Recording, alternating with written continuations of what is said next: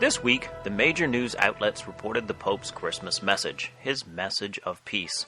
The Israeli Ynet news site had the headline, "Pope calls for peace in Israel," in Christmas address. The lead-in to the story read, "Pope Francis focuses on peace and condemns Islamist militant atrocities in his annual Christmas message."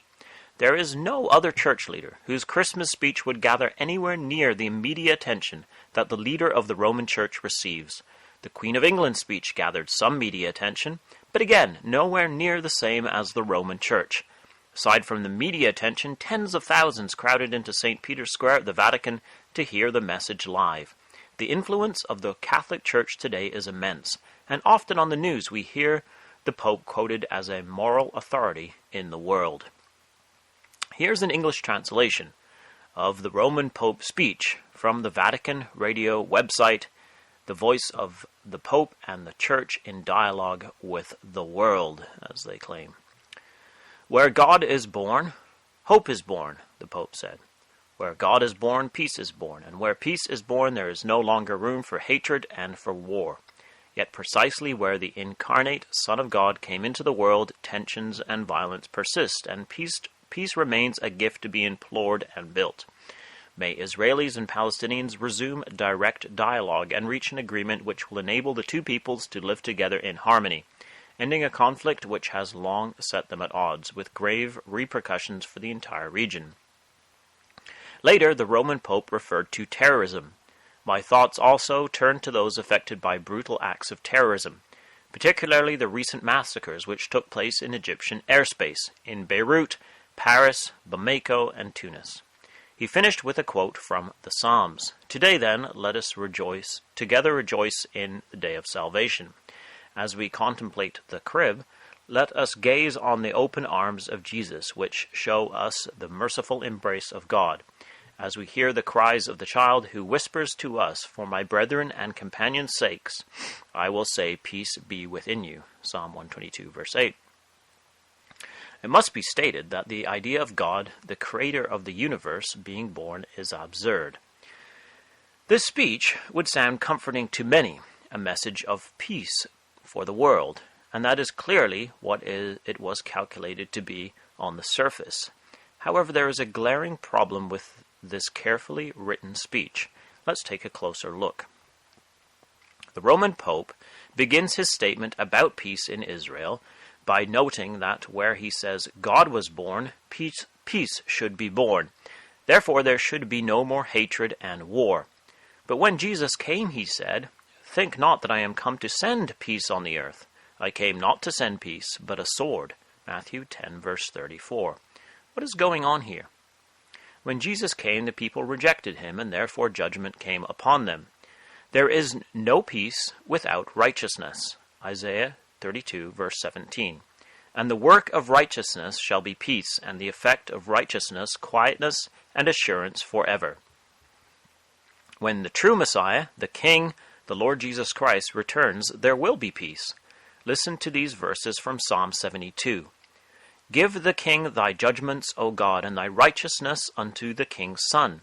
He shall judge thy people with righteousness, and thy poor with judgment. The mountains shall bring peace to the people, and the little hills by righteousness. He shall judge the poor of the people. He shall save the children of the needy, and shall break in pieces the oppressor. In his days shall the righteous flourish, an abundance of peace as long as the moon endureth."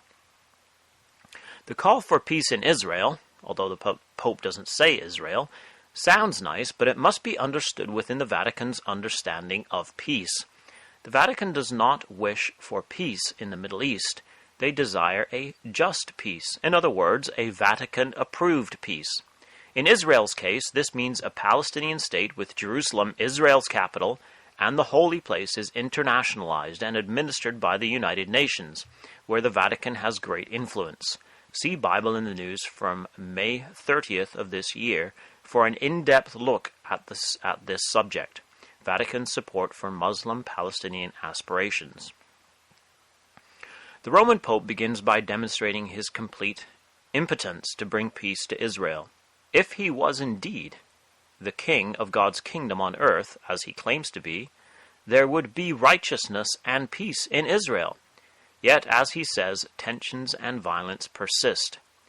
Here is what the Pope offers as a path to peace. There is no mention of righteousness. May Israelis and Palestinians resume direct dialogue and reach an agreement which will enable the two peoples to live together in harmony, ending a conflict which has long set them at odds, with grave repercussions for the entire region. What is astounding here is what the Pope does not say. There is no call for a cessation of terrorism against Israelis.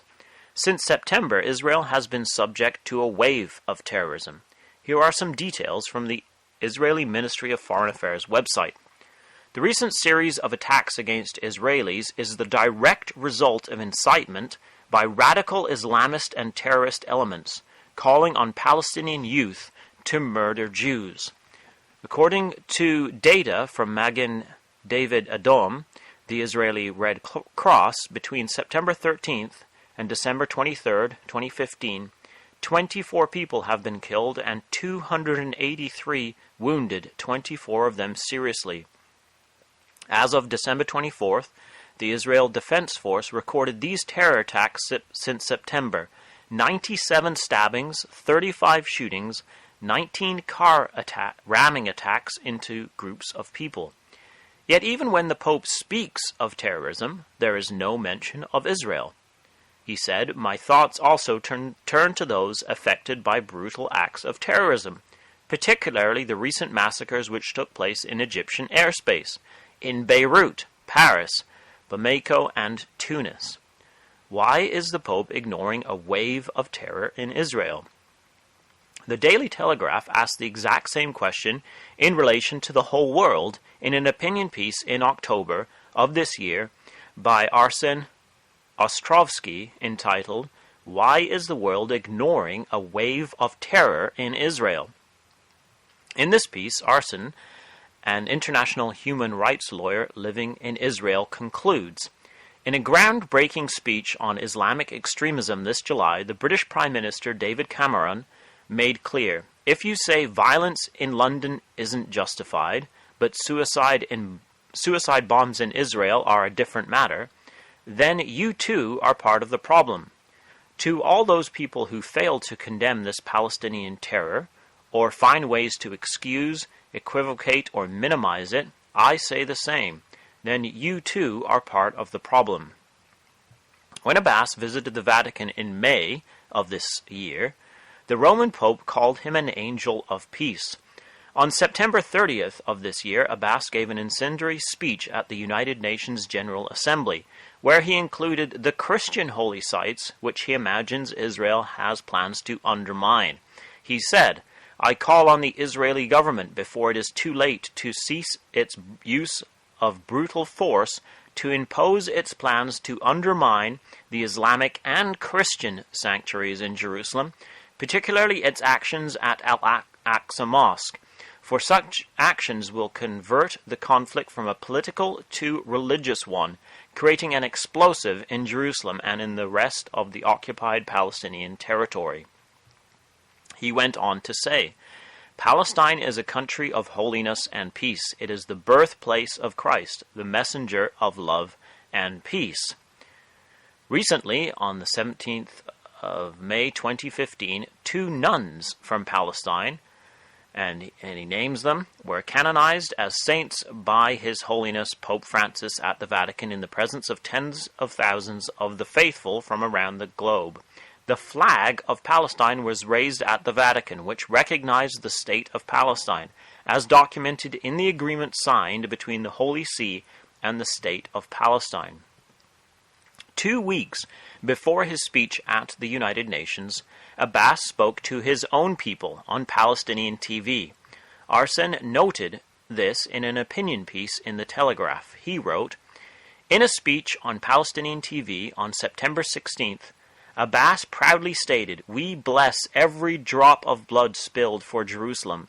With the help of Allah, every shaheed, or martyr, will be in heaven.' He then added, 'Al-Aqsa is ours, and so is the Church of the Holy Sepulchre. They, Jews, have no right to desecrate them with their filthy feet.' Should Abbas be called an angel of peace? He is unequivocally calling for terrorism against Israelis. Why is the Vatican ignoring this wave of terror and instead fully supporting Abbas? In the words of David Cameron, you too are part of the problem. Yet this is exactly what we would expect from Bible prophecy. The prophecy of Joel 3 tells us about the time when Judah and Jerusalem will be regathered, and when all nations will be gathered against them to battle. For behold, in those days and in that time, when I shall bring again the captivity of Judah and Jerusalem, I will also gather all nations and will bring them down into the valley of Jehoshaphat. Joel 3 verse 9 says, Proclaim ye this among the Gentiles. Prepare war, wake up the mighty men. Let all the men of war draw near, let them come up.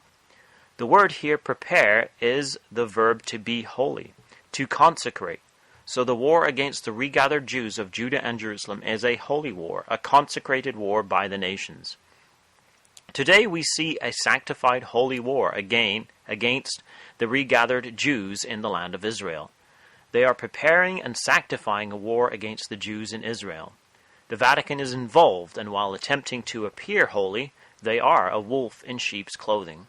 The Roman Pope finishes with a quote from Psalm 122, a psalm which contains the well-known phrase to pray for the peace of Jerusalem.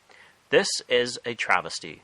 Psalm 122 is about a Jewish Jerusalem, where the thrones of David are, where the tribes of Israel ascend to worship, where the house of Yahweh is built. The Pope knows none of this, nor desires it, and only seeks to destroy it. Daniel 11 verse 45. And he shall plant his tabernacles in his palace between the seas in the glorious holy mountain.